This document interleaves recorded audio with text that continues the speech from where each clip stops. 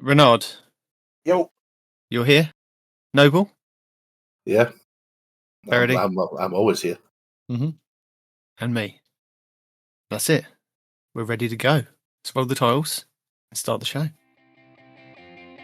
Welcome to the Two Titans and a Hunter Destiny 2 podcast, a show dedicated to bringing you the latest intel, the mightiest news, and the boldest opinions from the farthest reaches of the Sol system. Whether you're a bright-eyed new Guardian, fresh from the Cosmodrome, or a battle-hardened veteran of the Red War, this is your Destiny destination. We'll arm you with tips, tricks, and tower-worthy tools to help you triumph, thrive, and revel in the glory of the fight. So, without further ado, let's get on with the show. Beautiful. It's very beautiful. It's a beautiful show about a beautiful game that's only a handful of people know about. That's why we play it. And we keep it secret in the secret podcast land here so that nobody else plays it. And we keep it all to ourselves. Yeah, exactly. Why would we tell everybody else? They would just come over and ruin it. Exactly. That we'd get all those horrible people that play other games come over and ruin it. Like those people that are playing some kind of marathon. Don't know what that is. Who just wants to run that much? That's just way too much running. I'm not interested. No. Who wants to play a marathon? I'd rather play a Snickers. Hey, that was terrible. Yeah, It was. that- Yeah. Dad jokes in the morning. yeah, no. Listen, no. right, you roll your eyes at my dad jokes, don't you? I do. Start. Nope and I are the dad joke gods of the Discord, and we're that's unacceptable. I'm sorry. I'll keep it on the down low. I'll keep my mouth shut, basically. Yeah. I'm sorry. So yeah. Here for another week of Destiny fun and information. How is everyone doing? Have we been playing some Destiny? Because that is the requirement for being on the Destiny show. If you haven't, then yeah, you're still welcome at the moment. Yeah, I have to say I am very much enjoying the Lawless Frontier activities, the sabotage, the bounty hunt, and the smuggles. I freaking love them. I play them every day on at least one character. Does it count if I turn the game on this morning? Technically, yeah. I mean, you've played.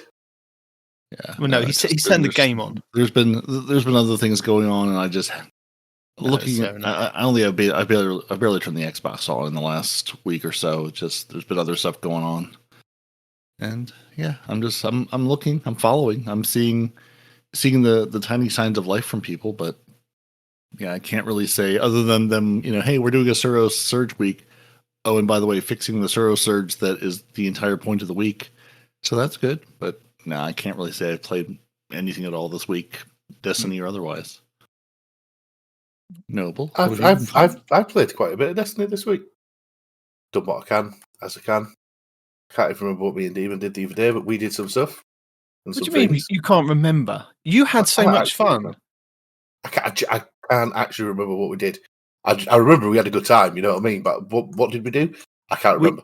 We two-manned was it the Master Derealized mission for your Guardian ranks? That's the one. Oh, okay. Yeah. We were going to like Guardian rank stuff, and he needed to do the Derealized mission. And we tried it a couple of weeks ago when they had the issue with the blight balls and we couldn't do the dunking. So we went back in this week and we got all the way through to like the jumping puzzle bit, but then we have played it before, but we couldn't remember where the crystals were to shoot to kind of open the door to get to the final room. And we were just jumping around like lunatics until the time ran out, and then we ran out of lives. So we then went away and watched a video to see where these little crystals were, and then we came back and we were able to kind of do it.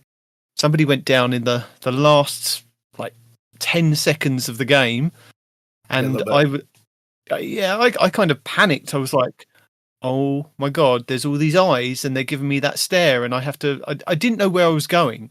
And I was just like, I was running to where his ghost was, even though I couldn't res him because I thought maybe there's somewhere I could hide there. And as I was running towards that, I remembered, because the door kind of comes up and goes, oh, you've got to run out here.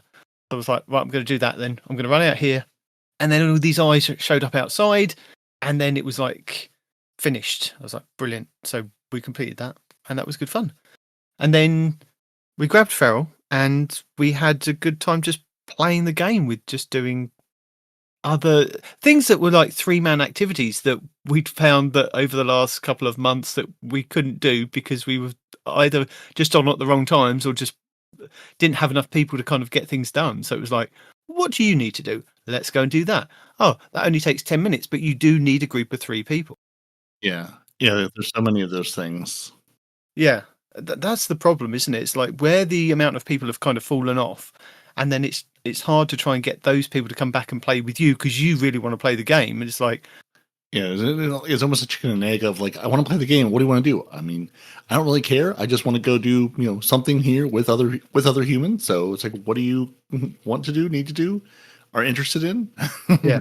I mean, usually when I've been jumping on, I've just been playing some either competitive or control, depending how much focus I can give the game at that point. If it's sort of a almost second screen activity or first screen, and just the matchmaking, even in just control matches, are just. It doesn't really matter when I get on. It is just sort of you're going to be waiting a little bit to find just enough people to get a game going, which is just sad state of affairs. But it's good times once you're in. Like the connections have been good. The gameplay has been good once I've been in.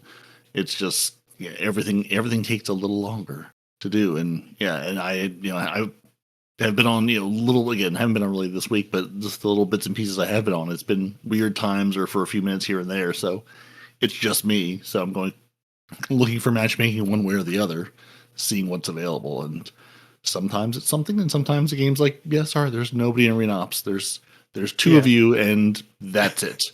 We're never getting to that 3rd player. Just nope. Sorry, there's nobody anywhere in North America. Can't be done. I'd been playing kind of a bit of Fortnite with my son and doing really well. So I've really got the taste for going back and playing PvP.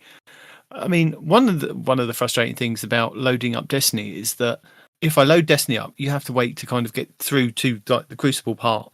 And with Fortnite, it's kind of on that. I turn the Xbox on, and it's always on the instant resume thing, and it's I can just jump straight back in. Yeah, that's a beautiful thing that I really, I haven't played a lot of games where that's available, and that really is a nice feature. It helps keep people not interested, but keeps people coming back to the game, because it's kind of, you can put it down and then you can literally turn your Xbox on and pick it straight back up without having to worry about loading up for half an hour, then picking a character, then going to the selection of, which one do I want to kind of play? It's like, if I left it on my character, if I left it on my Titan, and I was able to just come back and go, right, Crucible straight away. But it's, the Destiny's never been designed to do that kind of resume play thing, even though the Xbox thinks it can do that sometimes, and sometimes I can get away with it if I'm kind of flicking from like a TV app to Destiny. I can kind of come back and it'll still be there, and I'll still be in orbit, and I'll be like, ooh, really tempted the timing in that one. So, but I played some. I thought, right, I've been doing really well in Fortnite. I thought I'm going to go and test my skills in Rumble, and the funniest thing about Rumble, it just kept loading up 4 players. There was just 4 of us. I'm like, we are really, this like, I sat in orbit for, it must have been a good couple of minutes. And then it's like, it goes up to 6. And then by the time you get to the screen, there's only 4 players. And I'm like, this is going to go slow. But I've had good fun playing a Rumble. And then I did a match of Trials last night, and I grabbed, because you were saying about the Black Trials passage card, weren't you? That it's meant to be not easier, but it's meant to be the relaxed kind of playlist of getting to the lighthouse. Whereas I normally pick up the gold one and go through and play that one. I'm not sure I call it the relaxed one, but it's at least the one where if you have, it's a persistence one. If you have the time to play enough games, you will complete the card and get a reward for it. No, I do think it actually says on having to there, be it good says enough. relaxed, a more relaxed kind of playlist to Oh, get well, I to the mean, lighthouse. It can say that all at once. I mean, but it it's can long. say it's relaxed, but I could tell you, I have wouldn't never be found that relaxed. to be the case. Well, that was the thing I was going to say to you, is that the times that I've picked it up the last couple of times thinking, Peroty said that it's a good one that he kind of picks up and he gets lots of rewards for. And you do get lots of rewards for it. But I found it just as competitive as the gold one to pick up. And I'm like, Oh yeah, I think I'm just going to pick up the gold one and just go with the gold one. yeah. The opponents you run into, I think, are no better or worse on either card. It's just how many rewards do you get from doing this? And Yeah. the other, and again, and coming to this knowing, it's like there's no way I'm going to the lighthouse. That's just not going to happen. I don't have the skill and the persistence to get there. But at least if I'm playing, I will get a good number of drops of the weekly weapon and hopefully some other gear and whatever else that's available. But yeah. I don't think it's going to be a better experience one way or the other. I'll be honest. I have found with the persistence one, like the first 4 wins come easy, and then it's like 5 and 6 are okay hard, and then when you're at 7, it's like you're thrown in with everybody else, and that's when it's like, okay, do I really want to do this week? Do I really want to spend the time on this? Yeah, I felt that way about Trials for a really long time.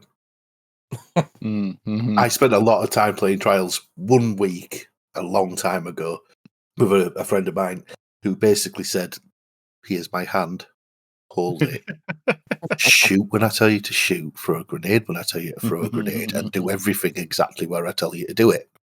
Yeah. And I spent an entire weekend doing as I was told, like I was 6.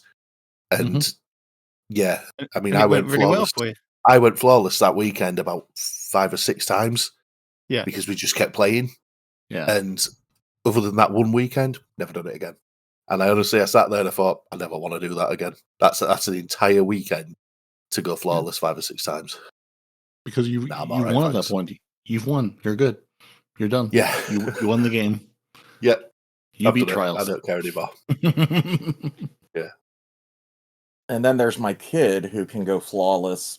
He's 16, and it's like he's got those 16-year-old reflexes, and he and a friend of his just it's insane watching. He's got those marathon TTK reflexes. He is gonna win his he's gonna pick up marathon here in a week or so, and then we've lost another one. no, he's his first love is Destiny, but he wants to see what it's about. Just tell him it's like Destiny, so just stick with Destiny. The one thing that's not got it for him is he played the server slam, and it's he used the phrase too garish for him. The colors. Yeah. Yeah, it certainly is quite a style they've gone with for it. Yes, it is. Which like, yeah, I'm like, you're either gonna love it or you're gonna hate it. Whereas I'm just looking at people talking about it and going, if the TTK is 16-year-old reflexes, there's no way I'm going anywhere near that with my reflexes. Simply not going to happen. Simply not going to live long enough. I quite like the art style of Marathon, to be honest. But obviously I play another one that's similar to Marathon, and that one is so dull and drony that to then have something nice and bright and colourful and, a bit more in your face sort of thing, it's quite a nice, swap between the two. Mm-hmm. But yeah, everybody's different. Obviously, everybody's going to have a different take on it, There's a lot of takes out there on Marathon at minute, isn't there? But, so many. There is. Yeah, I'm backing it a lot. Simply because, as a Destiny player, we need Marathon. Yep. So, absolutely. Back it. Because if you don't back it, we're going to lose more. Can I back it but not play it? Yeah, go for it. Just buy it and never install it. Well, no, I'm not doing that. But I'm saying stop being tight. I'm not being tight. But you're under your pocket. You're not even a Yorkshireman. Come on. It's me that's meant to be renowned for being tight, not you. I mean, I agree with Noble. Like, we should not be upset or jealous or hateful towards Marathon. They need to be successful, and they need to start bringing in lots of money to Bungie's coffers, so Bungie can Exist. can continue to exist. Yeah. And hopefully we get some of that operational funds coming our way to do some stuff. I tried it on the Server Slam. I did not like it. I did refund my pre-order. It was clearly not for me. 50-year-old dude with 50-year-old reflexes. I was getting pasted all over the place. But I do want them to be successful, because if they're successful, Bungie is successful, and if Bungie is successful, they will have money to put money back into the game I love. Yeah, and I think that's only fair, because let's face it, at the end of the day, if they hadn't have built Destiny and Destiny 2, they probably wouldn't have had the clout or the resources to be able to go off and do Marathon to some success. So it's only fair that, they put stuff back into the first game, and then, vice versa. When Destiny's doing well, then go back to Marathon. Yeah. Only fair. Yeah. They need to swap and change between the two until it's in a place where they can go, right, well, okay, we need to now do this. But we need it to be successful, because we need them to get to the stage where they're going to be able to afford to run 2 teams of people as opposed to 1. Yeah. Where they can hire enough people back to make this all work, because they're they've got the guys running the servers on both games. They're here.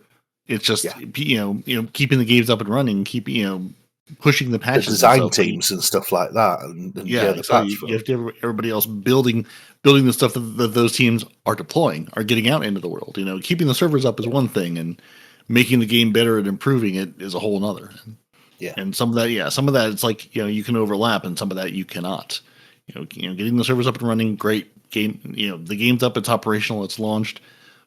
It seemed like a pretty, again, from what I heard, what I heard and saw, it seemed like a pretty good launch. I didn't hear a lot of, wailing and gnashing of teeth of, oh, the game was down for, a whole day, better than like Battlefield launches and stuff like that, it feels like, or, the first day of Call of Duty when everyone can't get into anything because the servers are all slammed.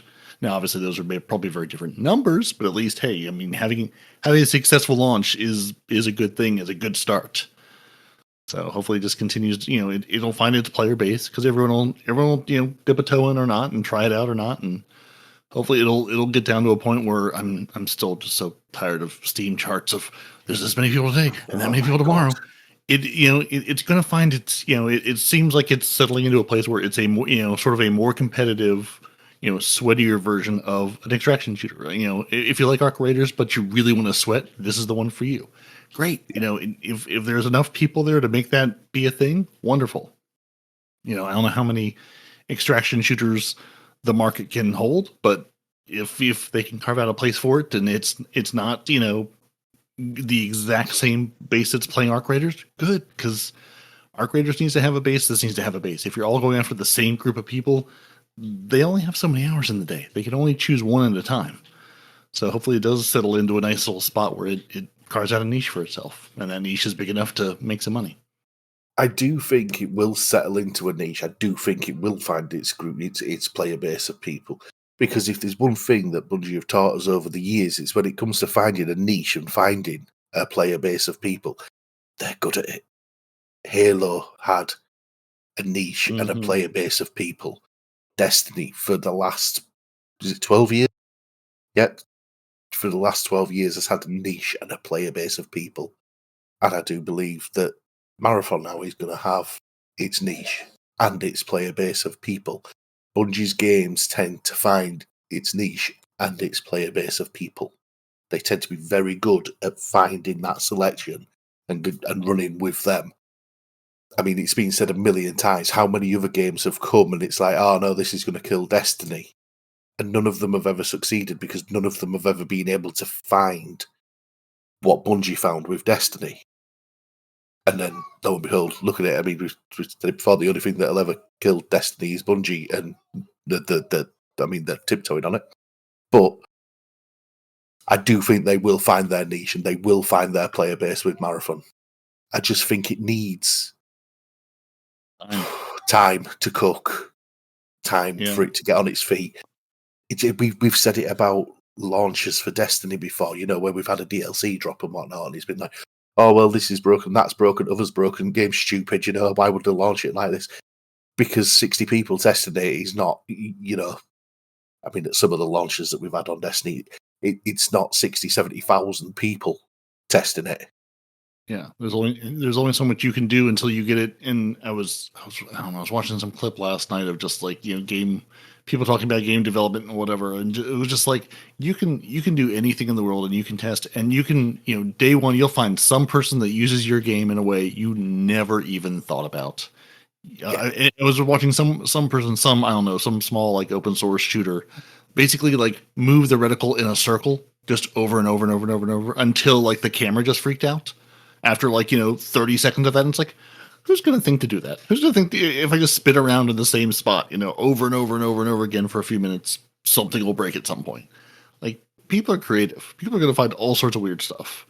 You can only do so much until you get the game into the hands of people. Yeah. How many bugs have we found in Destiny where it's been like, oh, if you do this in this particular place, it gets your player stuck in a certain animation? I mean, do you remember how long was it that a Titan, after using Thunder Crash, used to look like he was mowing the lawn across the floor after the Thunder Crash had finished? Do you remember that? When the Titan just used to scooch along the floor when you were looking, and you were like, "The hell is going on?" And like the person playing the Titan would be fine. Yeah. I mean, looking at it, you'd be like, "But he's mowing. What's he doing?" Yeah. I mean, to this day, you use the big giant hammer, Solar Super, and like your last hit or two. It's like you're running around. I can't remember if you're running around with a hammer and doing no damage, or if you're running around with a gun and it's acting like a hammer. But that animation has never been totally right at the end of that. It's always that last hit or two is always a little bit weird because like the animation is out of sync, and you're like, "Am I doing damage? Am I in my super? Is this working?" Yeah. Two things I'd like to say about this is, first off, I'm not shocked, but I'm disappointed in the marathon community because they're already playing the greatest hits of the Destiny community, at least on Reddit. This game sucks. Why did Bungie think this is going to be terrible? It's like they just moved from the Destiny subreddits to the marathon subreddits with their doom and gloom. I mean, the game hasn't even been out 2 weeks, and they're already, there's already this game is cooked. It's only going to last a week. Everybody's going to get tired of it, and it's like, could these professional naysayers just get off, social media and let the game have, I don't know, a moment or two to try and thrive and live? Because it's way more fun to say everything sucks. Come on, it's way more fun just to call everything terrible of people's life's work. Have you seen on the subreddits how many people are actually tracing folks that are leaving those comments, Renard? No, I haven't seen it. There is people that are tracking those comments back to their back through their ISP to their IP to actually have a look and see what it is. And there's a lot of them aren't even playing Marathon. I mean, I would have wagered that to begin with. I would have wagered, of course, none of these people are anywhere close to the game. Yep. They're just going to have a comment, and yeah, I really wish any game would require you to own it and play it for like 10 hours before leaving a review. And yes. I mean, and like obviously that wouldn't help Reddit. I mean, social media. It's always going to be a mosh pit of opinions and whoever wants to do whatever. But like as far as the reviews go, like I really feel like you should have to play and commit some time to a game before leaving a review. Yeah. Because like honestly, you could run something similar with social media. Like, why can't we have an IQ test for you to have social media? Well, then I wouldn't be there. Oh, because then the social media can't suck up all your time and energy. They just want your eyeballs. They just want to engage your rage, and that's it.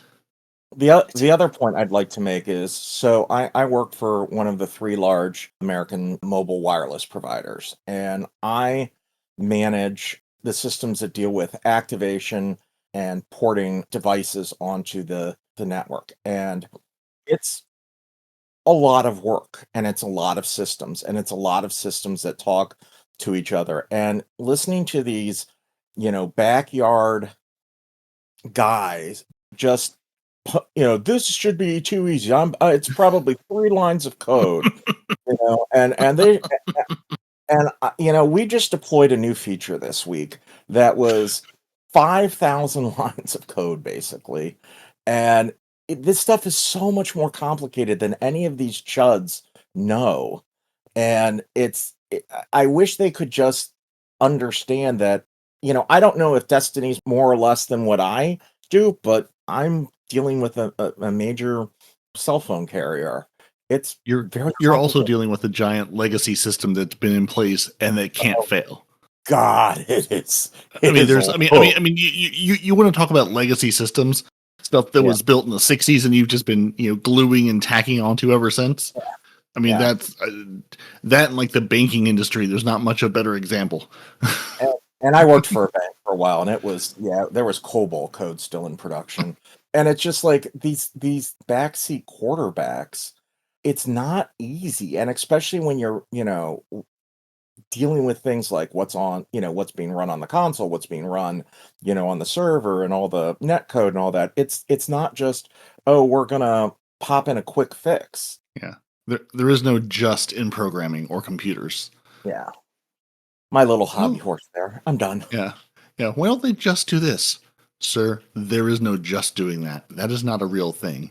That's touching 27 files, thousands of lines of code, and like at least 3 different systems that all have to work together and integrate. Yeah, there is no just.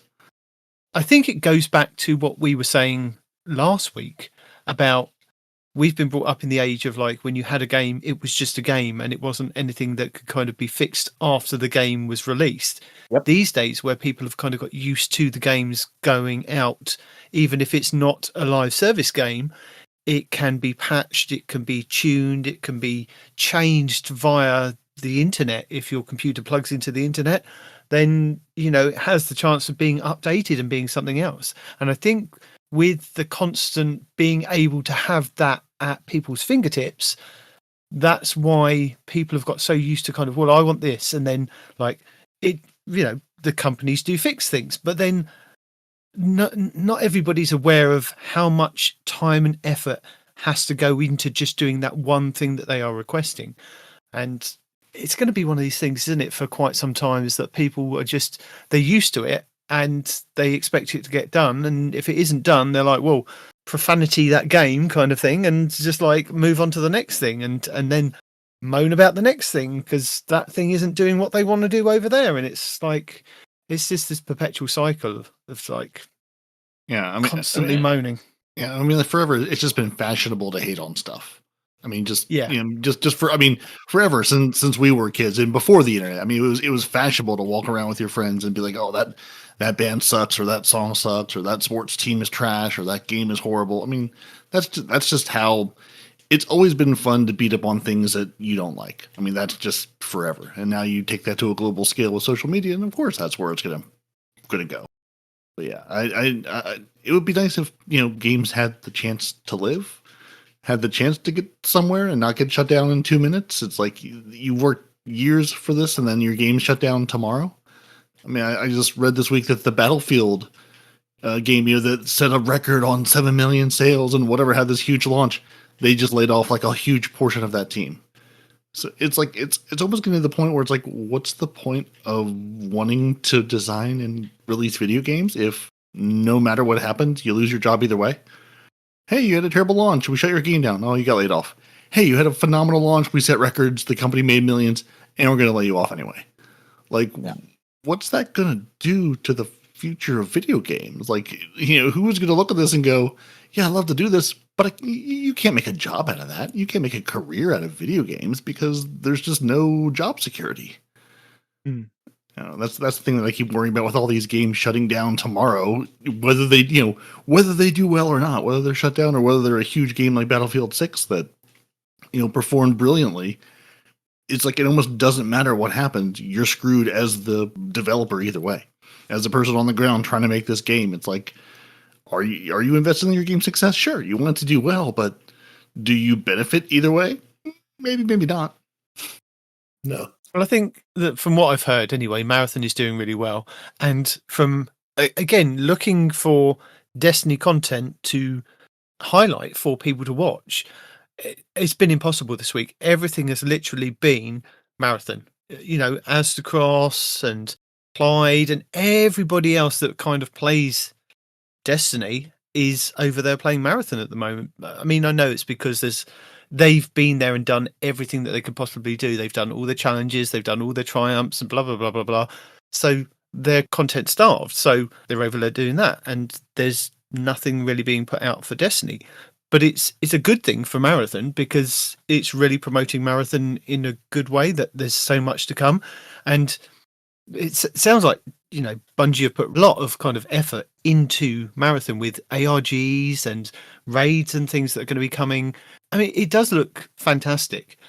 It's just not the game for me. It just like it does seem to be getting the full Bungie treatment, but until I hear more people saying that the TTKs are not like, you know, if somebody glances you and you're dead, like I just know that's how I feel playing, you know, Battlefield or Call of Duty. The moment someone sees me, I'm dead because they're quicker to the trigger than I am. Yeah, there's just no point. And I would like to apologize, you know, cheekily for last week, going, you know, Maven's still out there recording stuff for Destiny, you know, putting videos out. No sooner does the show end, no sooner do I pull up YouTube, do I see her. Hey, it's time video where she's going to Fallout 76, basically saying, hey, you know, I need to make a change. You know, obviously this is my livelihood, and if there's nobody watching the content, you know, it doesn't make any sense to keep putting it out. So no sooner was I like, you know, Maven's still out there putting out great stuff. Does she switch to Fallout 76, which is another game in its own right that launched. I mean, another one of these stories of when it came out, it was slagged. Everyone said it was crap. It was, you know, a Bethesda multiplayer game. That's not what the Fallout people want.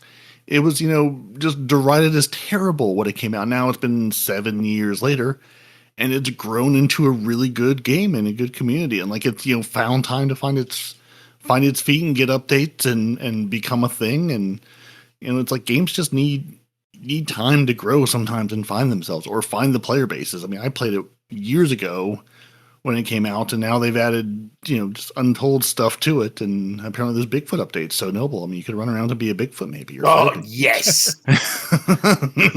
your Appalachian obsession. I mean, there you go. But yeah, I mean, it's just you know, sometimes you just need time to find their footing. But yeah, I did find it funny where I was like, Maven's still out there putting stuff, and then moments later, has he looked at YouTube today? No, he has not. Whoops.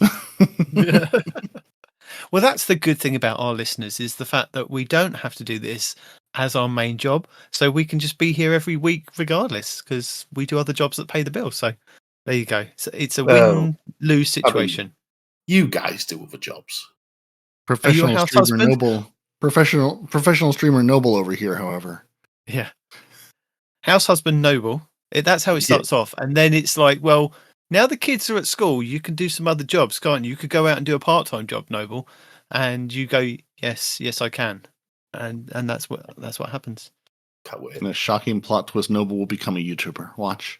Or a Twitch streamer. No, absolutely wouldn't. Even if someone guaranteed me a monthly income, I still wouldn't do it. You might get £5. But Noble, aren't you the popular one on the YouTube comments here? He is. Yeah. He is the popular one. Yeah. The popular one is here this week to kind of boost our YouTube ratings. Yeah, everyone likes him the most anyways, so see? We're not streamers or YouTubers, but maybe he is, secretly. As we're kind of apologising for things, I need to apologise for my video that I put out last week saying that Guardian Games was going to be coming next week. And it's not coming next week because Bungie don't consider that pushing it even to the end of March really bad at all. All the Guardian games that we've ever had have kind of come at the beginning of March or halfway through. And I know, I was saying to Noble before the show, I know they said that it was coming at the end of March. I didn't realise it was literally going to be the last full week of March. I assumed, because normally what they do is like a couple of weeks at the beginning of whatever, and then they'll kind of release it. And I was like, I'm sure there's not an Eververse after that, but there was. But so yeah, it's not coming next week, as my video said it was going to be. It's going to be the week after, because next week we're getting some more surges. Yay, surges! I mean, not being horrible, they do help. if you haven't done some content that's in the portal. If you're doing stuff outside of the portal, then it doesn't really help. But in the portal, yeah. I'm not sure that any of those surges actually helped when we were doing those Vanguard alert stuff the other day, but I'm really looking forward to the surge. I thought you were being sarcastic when you said that.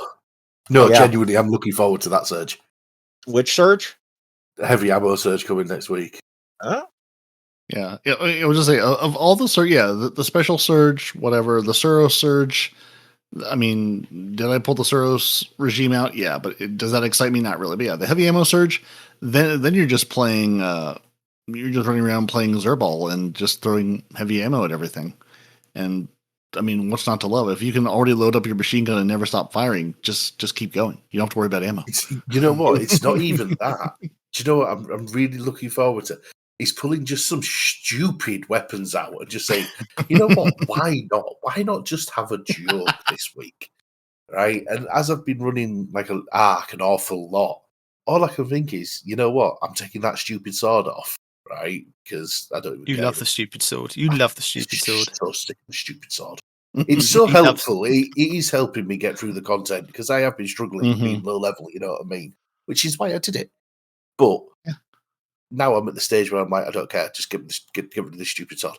And I'm going to use the stupid Wardcliffe coil instead because just that weapon is so much fun. It is an absolute. I can't say the word of what I actually think of it because it might flag or something. You were going to kill yourself so many times and That's how everything else in the room, and you were going to laugh your face off. I'm not playing with you next week. That's it. I'm not playing with you next week. It is a kill yourself machine.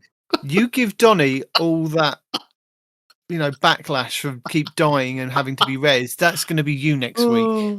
Right, so as soon as you've mentioned that, I'm just going to point out the fact. Anyway, let's go on the bus. You threw me under the bus. Let's delete this bit out that he's talking. I'm just going to talk over you. No, nobody's listening to you. Nobody's listening to you. No, because guess what? We're going to go to what is happening this week in Destiny. No, because I've cut you off. That's it. Mr. Editor, cheating, Mr. Editor. Cheating, Mr. What? You're spouting rubbish now. Well, you do the edit, so you cheated. Yeah. This week in Destiny. This is what's happening next week in Destiny for you, right here, right now, so that you don't have to listen to Noble moan again. Not a thing.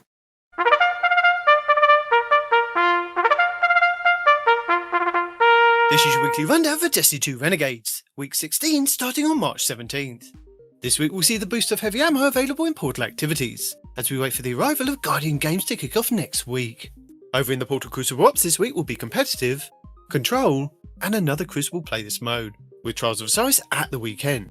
Other non-featured modes of 3v3 Survival and 6v6 Hardware Supremacy can be found over on the Crucible Director. In the solo ops we have Skywatch, the Salt Mines, the Conflux, Creation, K1 Logistics, and Caldera, with the new solo ops Typhoon Imperator. In the fireteam ops we have one of the rotating reclaim missions, with this week being Cabal's Watch, Heist Battlegrounds Moon, and Defiant Battlegrounds EDZ, with the Sunless Cell Strike. Strikes added in week 2 of Renegades with the Birthplace of the Vial, Exodus Crash, Warden of Nothing, and the Arms Dealer.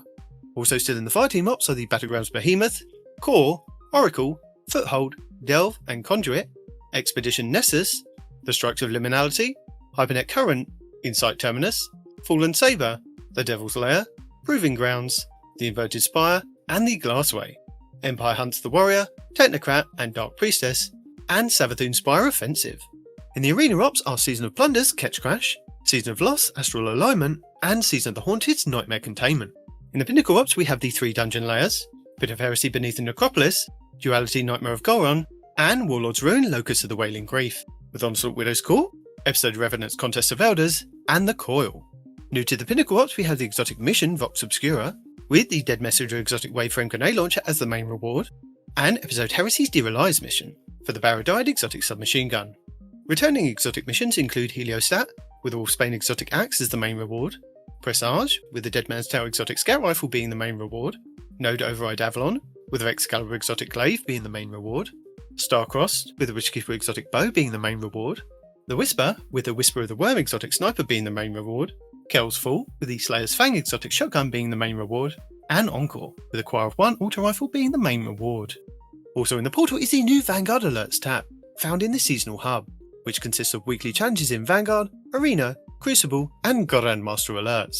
Over on the Lawless Frontier, the contested territory will start this week's rotation with Venus, and the Fire and Ice exotic mission will be Solar Threat.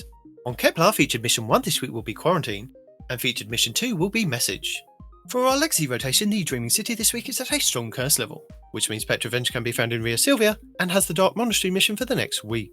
The Blind Well features Taken Enemies and the Plague Oinamina. The Ascendant Challenge will be the Keep of Honed Edges over in the Harbinger Seclude.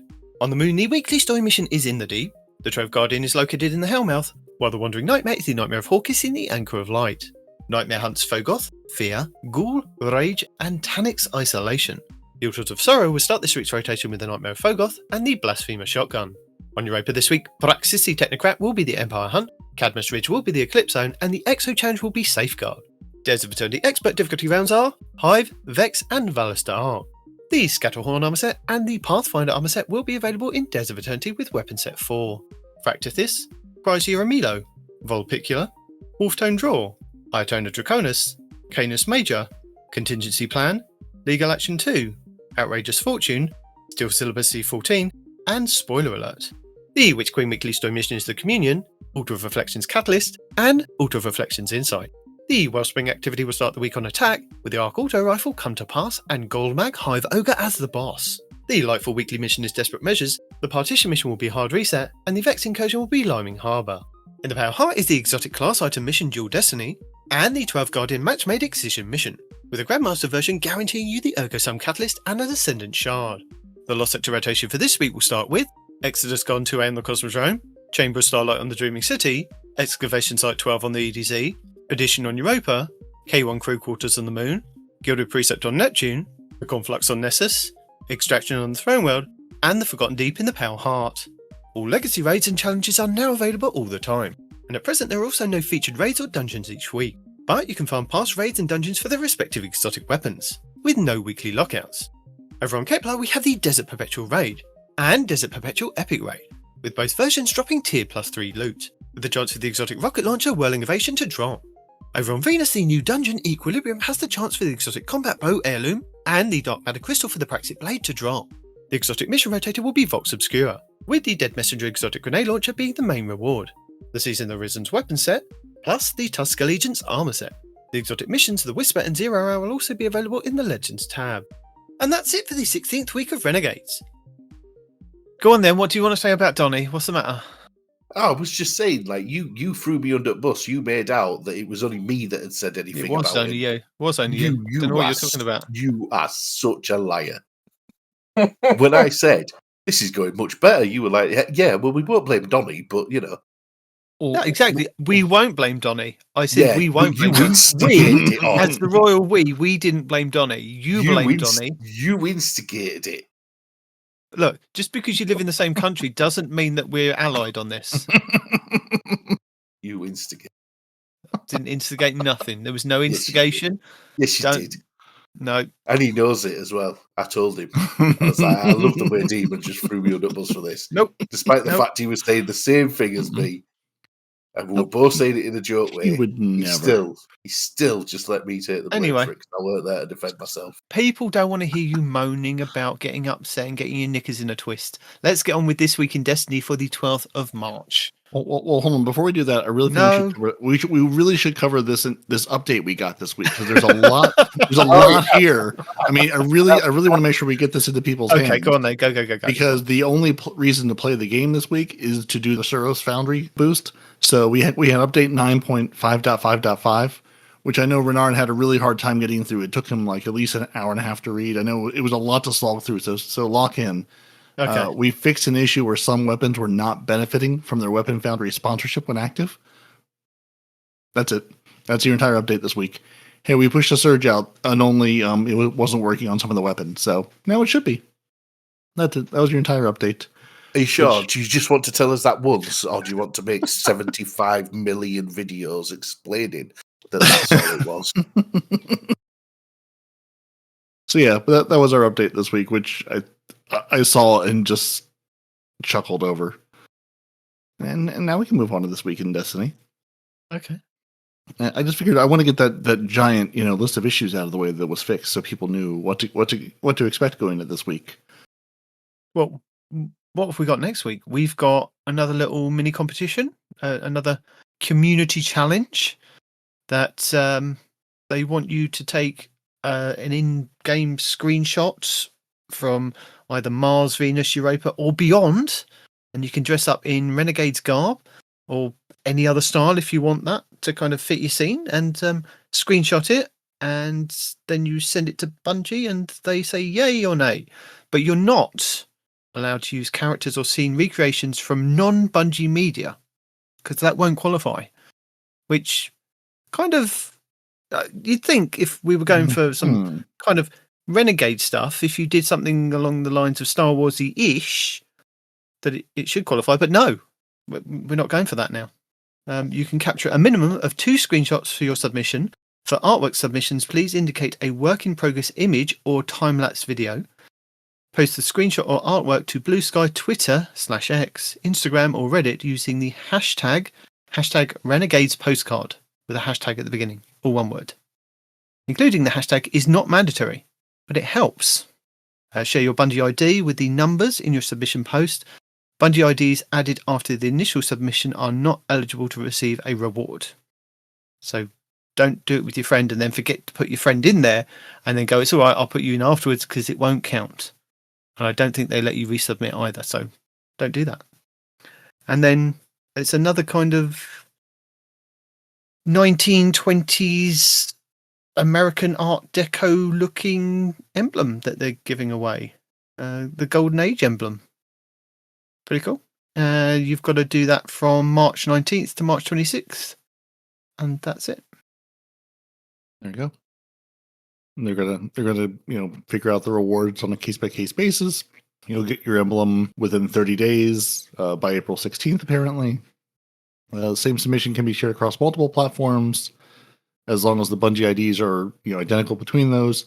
Any use of generative AI is not allowed and will result in automatic disqualification.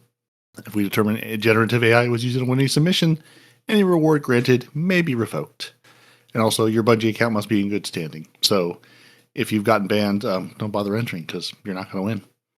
And they just want to remind you, if you want to turn off the UI in the game, you can open your director screen, go to the settings, go to the gameplay tab, and set the HUD opacity to off. And that way you can get rid of all that lovely HUD and just have the game in front of you. Or if you're Sammy Cat, you can do that and try to beat dungeons. Oh, and we have a new player guide. Hey guys, we have how to make builds. Sort of. No, I mean, it says right here, how to make builds. Our next chapter, focus on the key aspect of gameplay, how to make builds. We go over different concepts you should know when you want your Guardian to be the most powerful being in the whole universe. So instead of listing a bunch of good builds, our approach for this chapter has been more open-ended, helping readers understand the concepts so they can put them alongside their creativity to find the best builds possible. So these are concepts of ideas of builds. Yeah. Good. I mean, it does help you. I mean, it goes over kind of what each stat does, which really helps. And then kind of going over all the kind of subclasses that you can build into and what each one kind of can give you as a build, but not specifically go and get this weapon, pair it with this armor and this. But, some exotic things are thrown in there for you to kind of think about if you're kind of getting into the game. Yeah. Oh, and the new player guide actually has a little dedicated section where they have the now 12 parts they've put together for it. 10 years too late, but hey, at least they're doing it. I'm glad this is coming into existence. If nothing else, it's got a nice little overview of all the different subclasses too. Choosing a subclass, what that means, why you might want it, and a couple sentences for each of the 3 characters on why you might choose this over that. So at least it's, again, resources are good to have. I'm glad they're finally doing this. At least we're getting something out of the game for documentation for people trying to figure things out. Because if you're looking for builds other than Llama putting one video out this week about for builds for Renegades, there's not much else out there unless you want to go back into the past. Yeah, which may or may well, not that's be what I useful. did this week. I did go back into the past and have a look at one of the reviews that we were talking about. I think that was with Legola Flash with one of the weapons. I'll put that in the show notes, but I'll talk about that later. Peroty, can you do us all a favour? Maybe. can you not mention who you've been watching this week so that we don't jinx anything else? I already have. So I've already jinxed it. I mean, No, I think it's too late. I think Llama's already in marathon. He's already there. Oh yeah. No, I'm pretty sure. I'm pretty sure half of the people I'm going to mention this week are already. It was their first video back in a while. Again, because of life or other game or whatever, I don't know. And the other person seems to still be making Destiny videos, but yeah, we'll see how long that lasts. So no, I make no guarantees.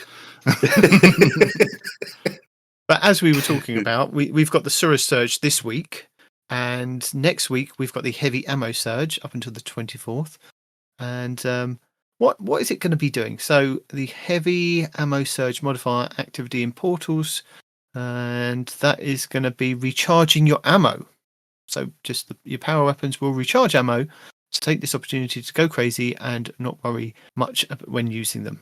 And rocket launcher enthusiasts will have a good time, apparently.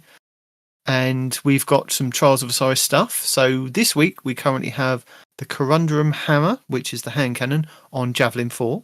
And next week we've got the Immortal Shotgun on Altar of Flame. So those are those things that are coming up. That's all the important stuff. Parody's Player Support Report. Yeah, we have more known issues than we have fixes this week. I did threaten Renard with reading the entire known issues list on the article this week, but things haven't gotten that bad yet. So what Bungie would like you to know is the generators in the Fearsome Retainer Renegades mission cannot be damaged by the alt-fire missiles or your stomp attack. They can be destroyed by your primary laser fire. So fire your lasers, destroy them that way. You can't do anything else with them. Presumably when you're in the AT-AT Walker, because otherwise I don't believe I have an alt-fire missile option on my character, but maybe you do. Your Tempest Strike cannot be used while a Renegade ability jammer is active, because your Tempest Strike is a Renegade ability now. Sorry, Hunters, that's just how it is. In rare instances, players who are pulled forward into the Apoptes encounter in the Desert Perpetual Epic can get stuck on a black screen until the fire team wipes, so there goes Flawless. And your Wolfbane light attack, it still is looking like Void, but we swear it's solar. Just because it looks purple, it's actually red. Don't worry about it. It's actually solar. We promise. And that's it. You'd think if there was more than like those 4 or 5 known issues each week, surely they would rotate them. So, because we heard most of that last week, surely they go, well, those ones from last week are still valid. Here's some more that are valid that you may know about or not know about. But Demon, we're moving away from rotators. Rotators are gone. No, rotators are here. They're coming back. Rotators are gone, but they're not doing rotators no more. Yeah, which is interesting because on the linked known issues page, they have top issues being investigated, and it's none of those right now. Yeah, none of the things they say they're investigating. I mean, some of these are just the expansion tab thing. Things are showing silver and they shouldn't be. Some players can't. Some players are reporting issues claiming Hawthorne's weekly clan engram. That seems more important to put on than some of the other stuff. The eternal title not counting toward your account's total title is not a big deal. Luminescent seeds cannot be dismantled in inventory. What else is new? Previewing some of the Festival of the Lost Massing collections will bring up their incorrect visuals. It's like, are these the things you're actually being investigated currently, or was that what you were investigating before? So, unclear. But yeah, there's a handful of other bugs. It's like, these are the ones you want to tell us about this week? Okay. Just, roll the dice and say, these are the most important ones of the week. But they love swords. They love swords. They have some sword artwork. They have some sword video. This insane zombie Tyler 686 person seems to have gotten 10,000 kills on every exotic in Destiny 2. I don't want to know how many thousands of hours that took, but good job. That is pure dedication. And Nitedemon. Yeah. We have Guardian games coming March 24th that they hit down here at the very bottom of the list. They said, oh, by the way, it's coming on March 24th. I'm really interested to know some information. Like we were talking about a couple of weeks ago, are we still going to get some form of Gambit, are we still going to get some form of Rushdown? We always get supremacy in like the Guardian game supremacy in Crucible, but what's the new armor look like? You know, the new Eververse armor, and normally we have a tease of it like a couple of weeks before, but there's nothing. There's nothing in the database. I have searched light.gg. Other people have kind of just put out some kind of vague guides of what 2025 was. So maybe this is what 2026 is going to be, but no actual kind of proper information. It's like, okay, we're really leaving it right down to the last minute. It's a secret. But they do say, you know, this is another week on the lighter side, but next week they're planning to share some fun info on Guardian games. So will they share any of those things? You're going to have to tune in next week and find out. The team is hard at work on our June update, and they're looking forward to sharing more with you soon. Now, is that soon next week or soon after next week? I would assume afterwards, but who knows? Speaking of, are there any specific perks you'd like to see on any raid or dungeon weapons? Don't hesitate to shout them out at us. We have a handful of perks we wanted to see added, but are always happy to hear your feedback. What would your God roll Tier 5 new purpose pulse rifle be from the Duality Dungeon be? How about Nessa's Oblation Slug Shotgun from Root of Nightmares? Can't wait to share some of the armor set bonuses our team's been cooking up too, not to mention Pantheon 2.0 gear plans. So just a reminder that that's happening, coming in June. It'll be nice to get some at least penciled in information on what's coming. Like we know Pantheon 2 is coming. We know, you know, the Tier 5 stuff and are all the old raids being updated? Some of the new raids and dungeons? All the old ones. Is Noble's beloved throne going to be finally brought up into new tier? Can he run that, you know, blindfolded and just get Tier 5s raining down on him? I hope so. I don't know. Maybe that bit of heresy. Mm-hmm. Well, Noble's done some research this week. He said he's gone away. He's written scrawled stuff down on a piece of paper with a pencil. I did, scratched it. Of some raid information, like on the weapons that he recommends. I was looking the other day, right, for like there's people that have come at the game and they want to, you know, like they might be looking to get their raid weapons finally and the craftable ones. And I was looking, I was like, which one would you suggest, right? Yeah. If you can find 5 other people together and do a raid, which one should I do? I weren't going to touch on that bit because I tried doing that the other day and it did not go well. Right. No. I'm not saying you don't have to supply the 500. If I can find 5 others, which one should I do? That's the information I want. What should I spend my time trying to do? I tried the 5 to just, but I was like, which one? Which one would I go for? Which one do I think would be the best? And honestly, I couldn't decide between 3 of them. I was like, it'd either have to be Last Wish, Deep Stone Crypt, or Vow of the Disciple, because those 3 have got some amazing weapons in it. And I was sat there and I was like, but which one? If you only had to pick one, you know, like not everybody's got loads of time, which one would you go for? And I came to the conclusion that I'd have to, based on what is currently available on those weapons, because obviously, you know, we're going to get an update, we're going to get new perks put onto them. But based on what I know is currently available on those weapons, I was like, the only one that I think if you had just one that you had to concentrate on, the only one I could safely say go and do would be Deep Stone Crypt, because you've got Bequest in there, the sword, which, you know, swords are stupid good and have been for a little while now, as you know, Demon. Yep. Like, Bequest can be an absolutely amazing sword. We've got Commemoration in there, which is the machine gun, adaptive frame machine gun, which is a fantastic machine gun. You've got Posterity, which is your 180 arc hand cannon. It's a really good hand cannon because you can get like overflow, etc. on it. No, not overflow. Reconstruction. Reconstruction, or is it recombination? I think it's reconstruction that overflows the magazine. And you end up with a massive magazine on it. So when you end up with having, you know, like overload hand cannon and things like that, Posterity is fantastic at it because it's fast firing. You can have a really good sized magazine, and it's just a really nice feeling weapon. You've got Heritage as the precision frame shotgun, which is just a monster. Like the damage that thing can do in a single shot is ridiculous. You've got Succession, which is a really nice aggressive frame sniper rifle. It's not the best frame available on a sniper rifle, but it's still a very nice one. And you've got Trustee, which is the rapid fire scout rifle solo one, which is just a beautiful weapon. It's so nice to use. Feels lovely, does Trustee to use as a weapon. It's baby Skyburner's Oath. Yeah, it can be. Yeah. You can roll it properly. It's fantastic. Yeah, that's like the only weapon I have out of that raid, and yeah, it's wonderful.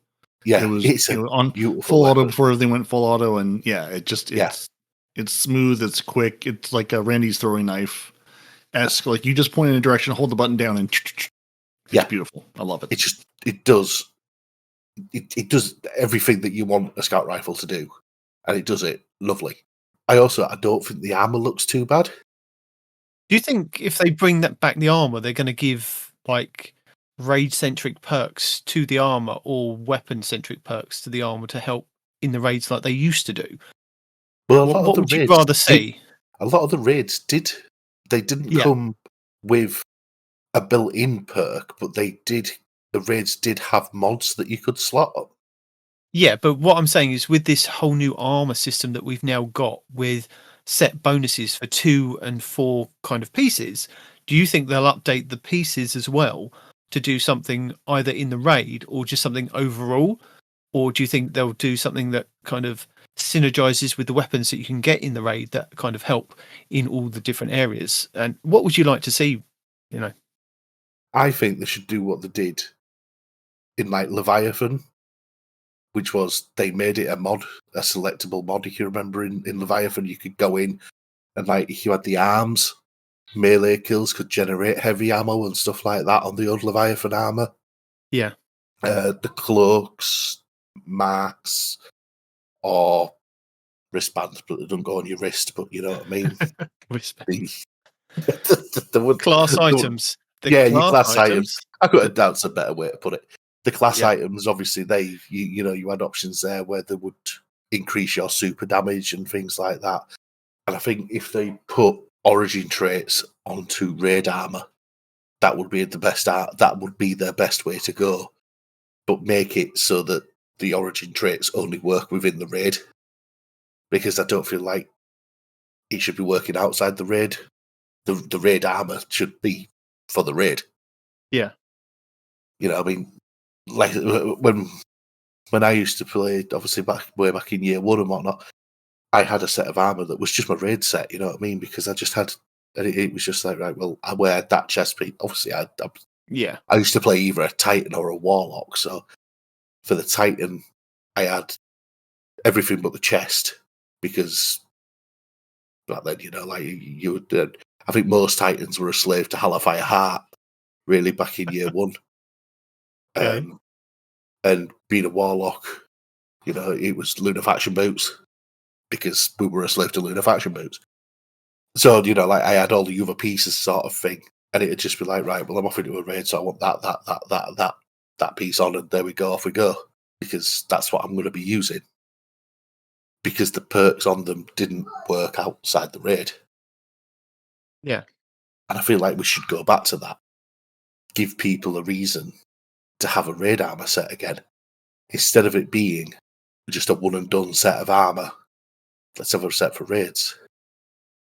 I feel like the weapons could do with boosts as well. Like, I'm not saying do away with the sort of origin traits that we have at the moment, but maybe putting one on there that increases ammo generation within the raid on the weapons. So if you were to be going into Deep Stone Crypt and you were wandering around and you were doing your damage phases and everything else, you know what I mean, and you were killing all your ads on the run up to it, if you were using like the sword, the sniper rifle, the scout or whatever to get your kills, like have I don't know, but like a percentage increase on ammo generation, so that you can then start looking at a bit more of a supportive role, not just on your build, but by using the weapon as well. Yeah. Yeah.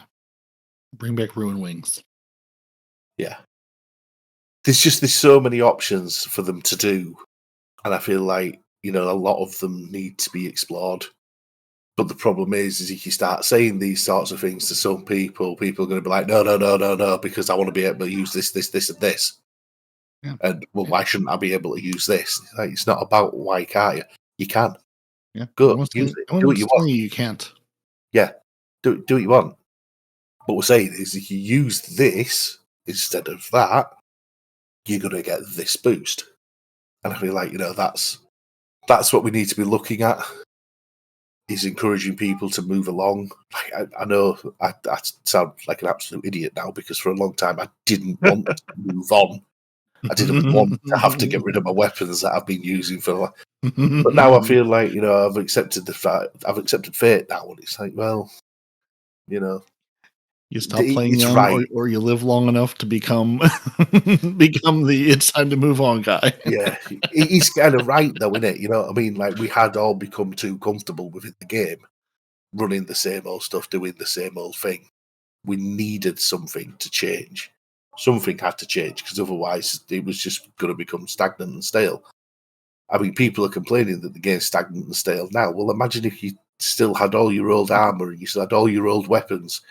The game would have burnt out a hell of a lot quicker than it has Sorry, done. what am I imagining? What? I said, what am I imagining here? Well, yeah, true. I mean, the only thing that's now annoying he me, said obviously, all, not most. Yeah. The only thing, obviously, now that's annoying me is the fact that it wasn't that long ago that I sat there in a sulk with myself and said, no, you need to part with all this. It's all crap. Get rid of it all. Get rid of it all. And I told you not to, and you yes, didn't I listen. know. Shh. And now, like all the adept raid weapons and whatnot that I had, that I was like, no, they need to go. No, I need to get rid of them. They're not going anywhere. They're not going to be any good. They're no use anymore. I can't use them in this, that, and the other. Just get rid of them. Just get rid of them. You'll find another one. It'll be all right. Just find another one. And I wept and I sobbed and, tears rolled and I had moments. And now I'm like, oh, yeah, well, the thing is yeah, we're going to bring them forward. Yeah, I hate you. So, yeah. To be fair, it gives me a reason to go back in and try and do them again. Try and find 5 more people to do it again, Yeah, I mean that's I've had the thought recently going, now I would, and obviously we've been just like ridiculous, overpowered gods of this game at various points in the last decade, but now it just feels like it's almost at a point now where my brain's going, okay, well the game's not going to change meaningfully for a while, so I can really settle into this meta with these ridiculous broken things like what Shadow Shot's doing to chunking bosses and stuff with bows and everything. Yeah. Like, I can really settle into, here's a particular way the game is broken. And in my head, I'm like, well, now I could probably, find some time to set up some raiding time or something to get, and getting some of this stuff done. I'm still struggling a little bit with, is it worth it? I don't know if it is, but it would be fun to do. It'd be fun to have a laugh at. But also just, then can I get enough? Do I know enough people in 1 to 2 time zones to get enough people together to do this? Because LFG is just it's just dead. I mean, there's no there's lots of looking, but there's no groups out there to find. But yeah, I had that thought that it is now the good time to do some raiding. Well, good is questionable, but. I went to the Destiny 2 LFG Discord the other day thinking, I'm going to have a look. Right, let's go. Let's have a look. Let's see what I can find. Let's go. What can I get into? And I'm back in there right now, and there is crickets. I don't know how many people here have ever used the Destiny 2 LFG Discord channel. Yeah. There is an abundance of Fireteam chats down the left-hand side, an abundance of them. Now, I remember when I used to go in there to do things and whatnot, and you had to fight for a Fireteam chat room. As it stands at the moment, there is 12 people. There is 2 teams of 6 in Fireteam chats on the Destiny 2 LFG. I have found the low sodium Destiny Discord to be much more populated these days. I just can't bring myself to be in any more Discord servers because they all use those stupid annoying pings, and I just think, we won't go away. I hate getting pinged every 5 minutes. But yeah, I do need to I could do with finding something else, but it's just so difficult. I even tried using Fireteam Finder because I thought, oh, like I can't remember what day it was. I got on for a little bit and I thought, oh, Demon's not on. Oh, yeah, fair enough. Fine. And then I had messaged him, but he didn't reply to me as normal. Because I was at work. Excuses, right? Well, when I get called into work, there's no signal at work, so I can't preempt whether you're going to decide whether you want to play today or not. I'm like, well, right. All I'm hearing is excuses, just excuses. But I thought, right, I'll go into Fireteam Finder. I'll have a look. I'll see what's going on. You know what I mean? I thought, surely there's going to be somebody running the dungeon. Surely, you know what I mean? I could do it running that dungeon. Yeah, I could do it. Don't copy Shirley. I could do it running that dungeon because I really quite like the sniper rifle that's available in. So I was like, I'll have a look, see what's going on, see what I can find. I searched like 4 or 5 different times and found one group that was already a team of 3 that just kept showing up. And I was like, right, that's great. We've established that. Good. So Anyone I thought, else? right, okay. So I went and I did something else, and I thought maybe the game's just been a bit of a weirdo. You know what I mean? I'll just go do a strike or something like that. I'll come back and I'll look again. So off I went and I did a strike, and I came back and I looked again, and there was another team, and it was 2 people, and I thought, oh, sound, I'll get in there. Mic required. I thought, well, at least they're going to communicate and say something. I don't have to talk to them a lot. I can mute my microphone. It's not a problem. I don't have to talk to them a lot. I joined the fire team, and then a message came up in the bottom right-hand corner in the fire team chat. I went, sorry, I started this about an hour and a half ago. Now I'm busy doing something else, and kicked everybody out of the fire team, and he just off he went. And I was like, well, one, where was that like 25 minutes ago when I was looking before I went and did that try? And 2, what? I mean, seriously, is this all we've got? And in the end, I looked and I was like, I don't just want to sit and do a strike. I'd like to do something a little bit more interesting. And I looked and I thought, I wonder if there's anybody doing any of the old... No. Oh, no. Nobody wanted one of the old dungeons. No, there's, I mean, that's the thing that kills me. I look at the world and it's just like, well, there's no reason to touch anything in there. Yeah, and even if I wanted to, because I've had the thought going, well, I haven't gone and collected all the the cats or the penguins or the the various collectibles, and it's just like, but do I want to do that? Do I really want to sit down and do that? Like, there's so many things where I'm like, oh, I could finish up that thing for the title, or do that thing, or just get that achievement thing done. But it's just like, but do I really want to? Those things are so much more fun with someone else. Just running around with someone else going, okay, well, I don't know which of these 27 you have. You've got some of them. I've got some of them. Let's just go grab a video and collect these 27 things, and we'll both have them all and be done with it. It's just like, that's stuff like that I used to really enjoy, like knocking out solo to get that feeling of accomplishment done. And now I'm looking at it going, yeah, I could do that, but why? To what end? And that's sort of how I see the entire world, everything except for Gambit, because I can't play anywhere else. It just, I can go jump in there and I don't have to care. I don't have to care about that loot. I can just jump in and have fun, and it's only 8 people, so the matchmaking, even though it struggles sometimes, it's still fairly quick to find you a match. Yeah. So I assume the matchmaking is, we need 8 of you. We don't care which 8. Any 8 will do. And even then, it sometimes loads up a 4v3 or something, but it's like, no one cares at this point how they do in Gambit. There is no, oh man, we're gonna get stomped in Gambit. Who cares? The game ends quick, you do it again. Nothing gained, nothing lost. So much of this game just sitting there, I won't even say unplayable, but just, what's the point to go play it in 2026? Even if it's fun, it's just like, but why would I? If I'm Noble and I'm actually looking to gain, looking to level up, looking to rank up on things, it's not really useful. Unless I'm a completionist looking to knock out something on the throne world, there's just no point to going there for anything.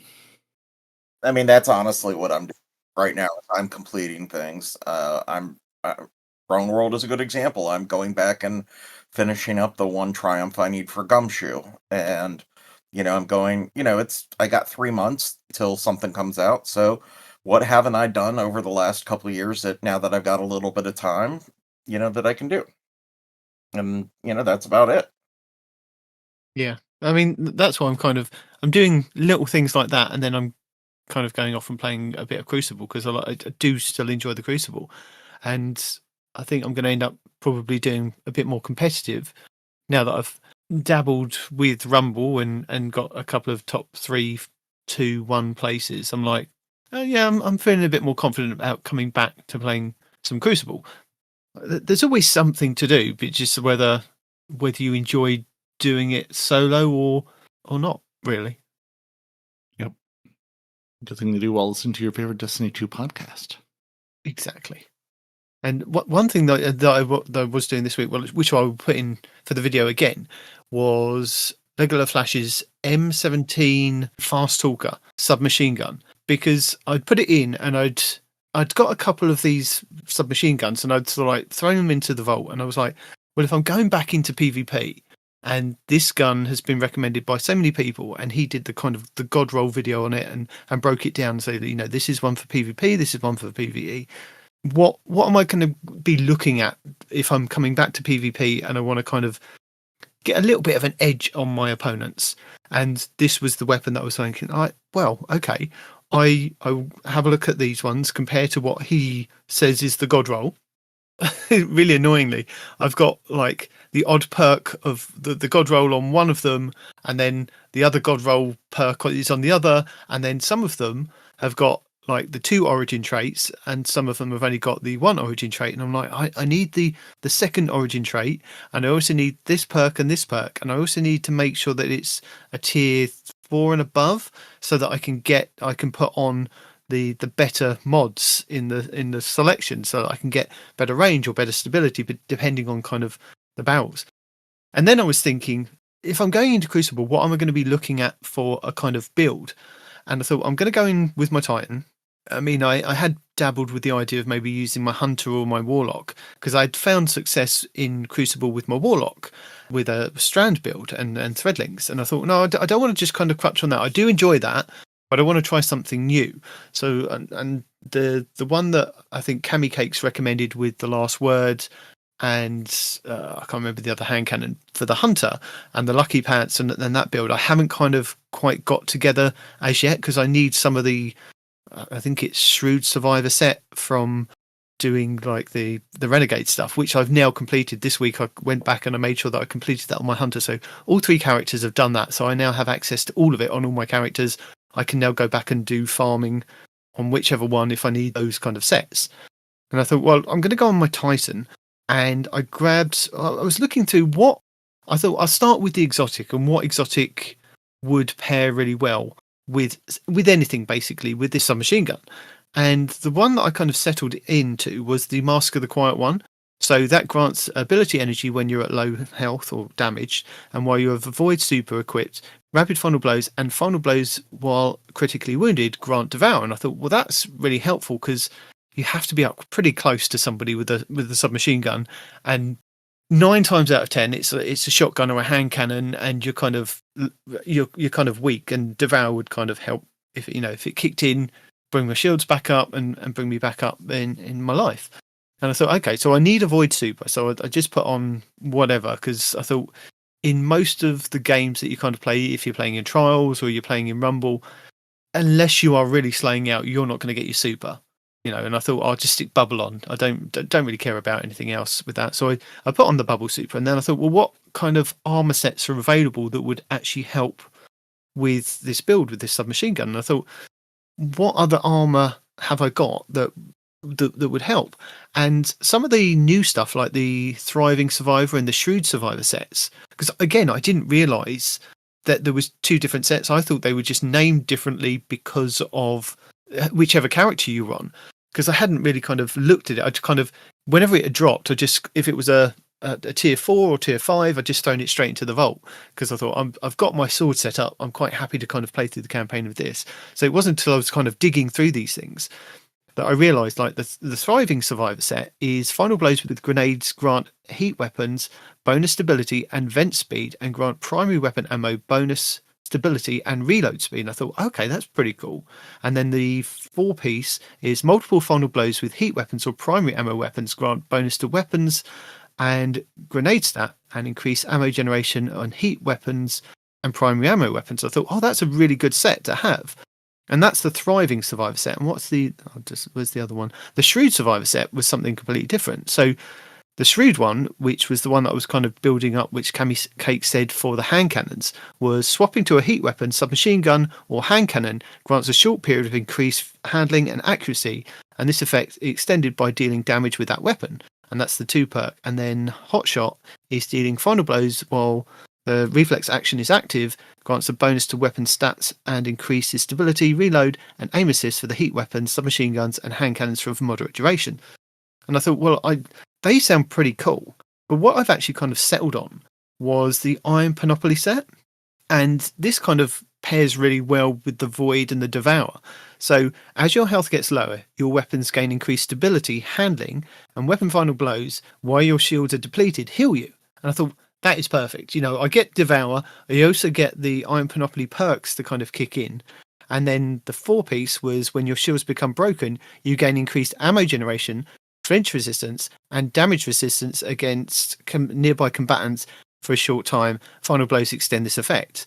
So I just wanted to kind of always have some kind of protection or a shield or something kind of healing me because I'm using this really powerful submachine gun. And it wasn't till I was kind of looking at the different stats for this submachine gun that you can actually alter the impact of this submachine gun. It's a 900 RPM, and the standard version is an impact of 15. But there is actually, I'll find one. There's actually a couple of perks on there that will kind of make it go into an impact of 20 rather than 15. So on one of them, I've got overclocked heatsink. So that slightly increases the damage in exchange for reduced cooling. And one of the origin traits on there is dealing sustained damage with this weapon loads a small amount of ammo from reserves and removes heat and slightly increases damage.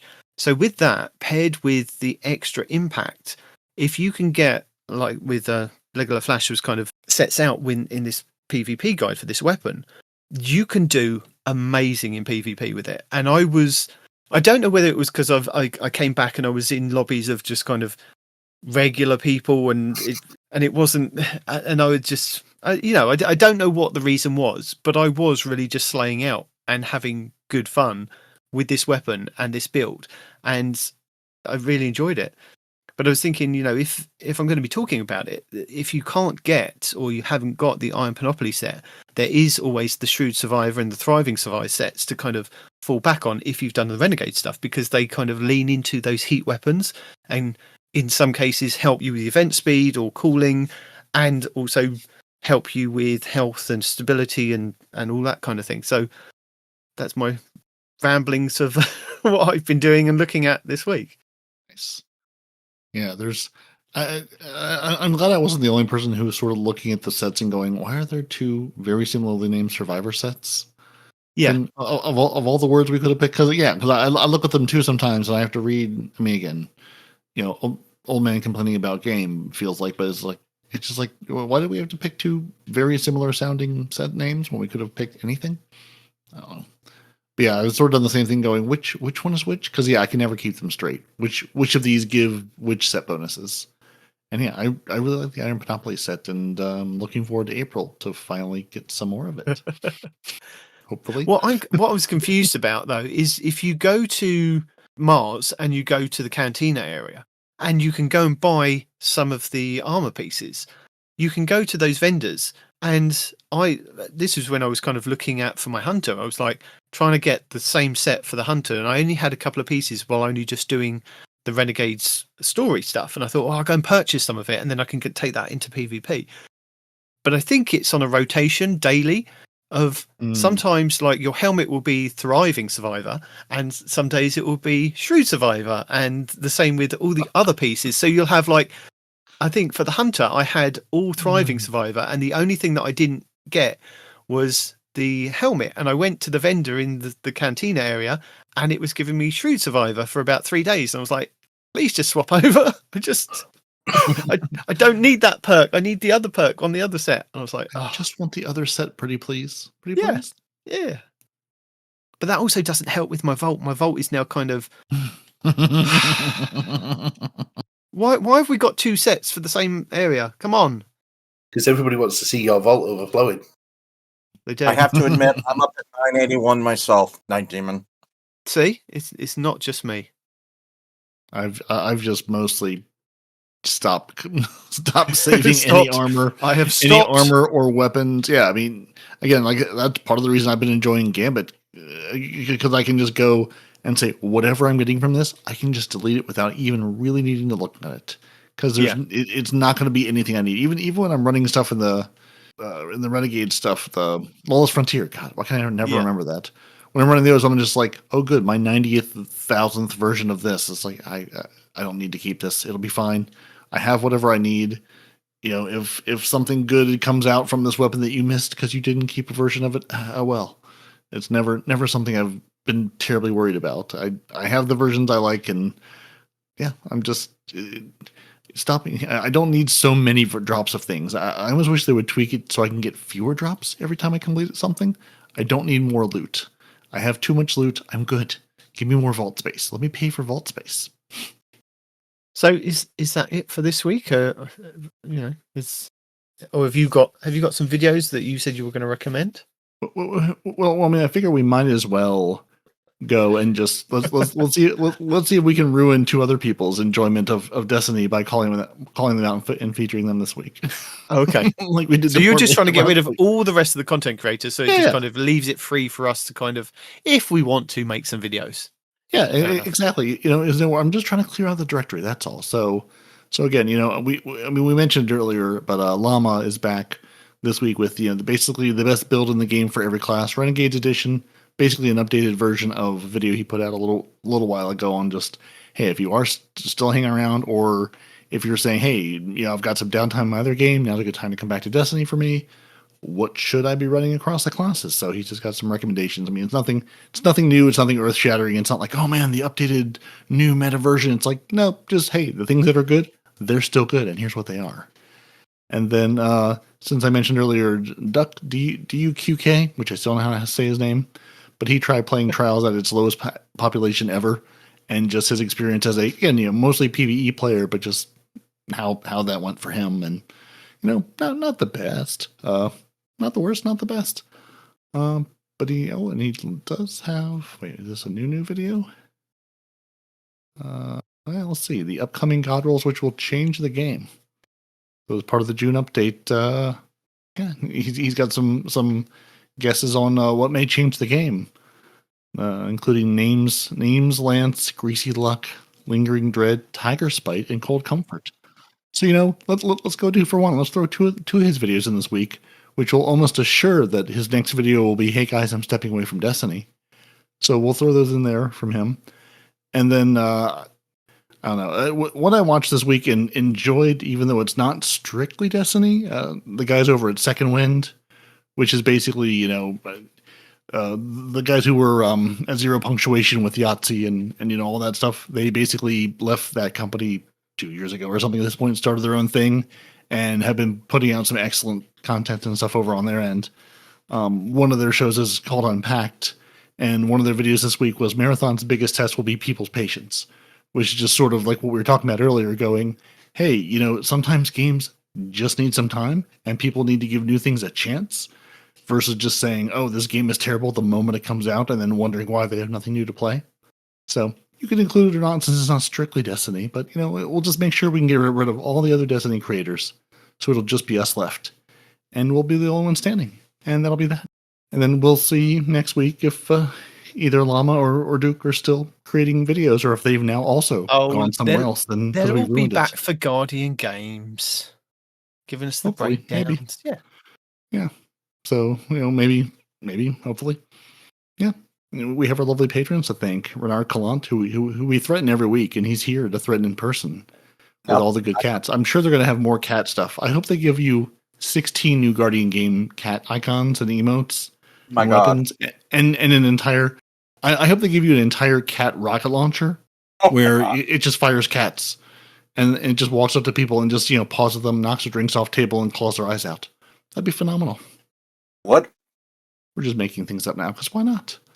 We have, of course, Bacon Cheeseburger, Golden God 1562, Noble, the Mancuna from Texas, and Farrell, our lovely grenade throwers, who we appreciate all the grenades they throw and all the shade they throw towards other people who are not patrons, but maybe they should be.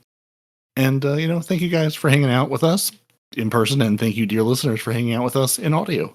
We'll be back next week. Thank you for joining us. Your Titans are Peroty and Nitedemon. Your chief shade thrower is Noble, and your chief cat architect is RenardCollant. You can find the show wherever you get your podcasts. At this point, honestly, just type in Destiny 2 and you'll probably just find us and no one else. I feel like we're getting to that point. Or just search Two Titans and a Hunter. We're there. If you've got thoughts, you can email the show, twotitansandahunter@hotmail.com, or just leave comments on the YouTube videos telling us how much you like Noble, because it really stokes his ego and he enjoys it. You can subscribe to YouTube. Again, we've got every new episode. When Demon Doesn't Forget, 801 videos, Eververse goods, and his bets on what's in Crucible next week. At some point, he'll be the last one left. So you might as well go over there and subscribe, because at least you'll know what's going on. Even if you just want to hop in, give the video a like. Even if you're not playing right now, just keep tabs on it. You never know what might be important that'll come up. He'll have covered for you. And, if you want to join our lovely patrons, patreon.com/TTH. If you're looking for a more casual encounter, buy this nice tea-loving man a coffee at coffee.com/twotitansandahunter. That's ko-fi.com. And, we have a Twitch, twitch.tv/twotitansandahunter. I won't tell you when we're going to stream because it's a secret. I don't know. You don't know. When it happens, you should go there and hit the bell, and then you'll know. And until next week, gents, tell the people goodbye. Goodbye. I'm not here next week, but goodbye. Goodbye.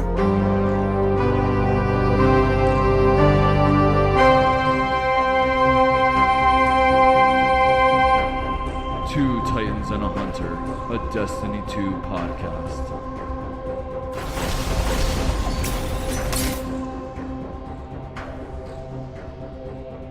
You can still say goodbye. I did say goodbye as well. Yeah. Just tell people that I'm not going to be here next week. So the preemptive disappointment, that's what it is. They're not going to know because that bit's cut out. Oh, what Unless isn't you cut actually- out by me next week? Unless you're actually telling Donnie, and then Donnie's going to come back on and give you more shade, and we're going to have this back and forth every couple of weeks. That's what I'm assuming. I mean, if half watching both Love Is Blind and the Mormon Wives reality show with my wife has taught me anything, drama gets you everywhere. So I mean, all the drama, that's what the people crave. They crave drama. Oh yeah, I haven't stopped the bots, have I yet? Nope. No, they need to be stopped. A bit like Noble. No stopping me. Be here forever.